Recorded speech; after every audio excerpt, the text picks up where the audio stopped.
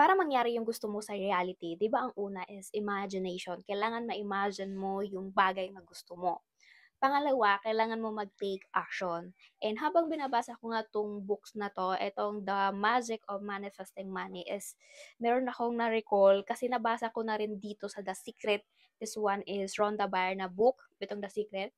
Dito kasi sa The Secret, nakalagay dito na once na may gusto ka, kailangan mong mag-take action. For example, gusto mo ng car. So, um, para makita mo siya sa reality, yung car na yon, kailangan mo mag-aral, girl, kung paano mag-drive ng kotse, of course. Kasi paano ka magkakaroon ng kotse kung di ka marunong mag-drive? Gets mo?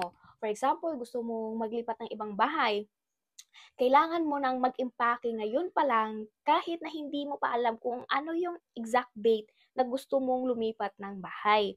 Kailangan meron siyang take action para mag-conspire siya sa reality. Bukod sa i-imagine mo siya, kailangan mong meron kang dapat gawin. So, na-recall ko lang yung mga nagawa ko na before, kaya nagkatotoo yung mga minanifest ko na, inimagine ko na, kasi nag-take na pala ako ng action. And totoo yung sabi ng mentor ko na if ever man natapos mo na yung book basahin, kailangan mong ulitin ulit siyang basahin para ma-recall ka kung ano ba yung process. Kasi nga, naka-autopilot kasi yung brain natin sa mga past experiences natin, sa mga negative thoughts natin, at hindi pa siya sanay doon sa pag-shift ng bagong mindset or pagiging positive mo doon sa mindset.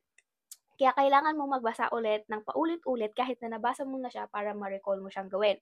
So, best example doon is yung naglipat kami dito from Cavite to Cebu. So, nandito kami right now sa Cebu. So, para mag-conspire yung reality na makalipat kami dito is nag-book ako ng ticket kahit hindi ko alam kung saan kukunin yung pera.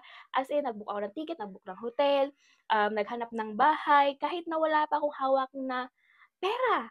Wala pa akong hawak na pera, girl. Nag-book ako ng ticket, nag-book ng hotel, naghanap ng bahay kahit wala pa ako nung amount na yon.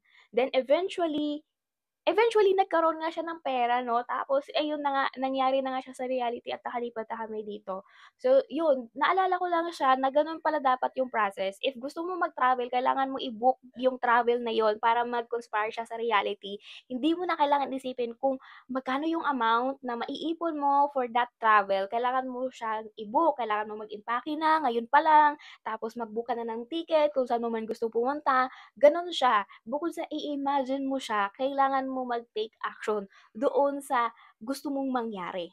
I hope it makes sense at mas malinaw siya kasi na-realize ko lang na ginagawa ko na pala siya pero since dahil hindi nga ako consistent magbasa ulit ng libro, nakakalimutan ko yung process na, ito nga pala yun.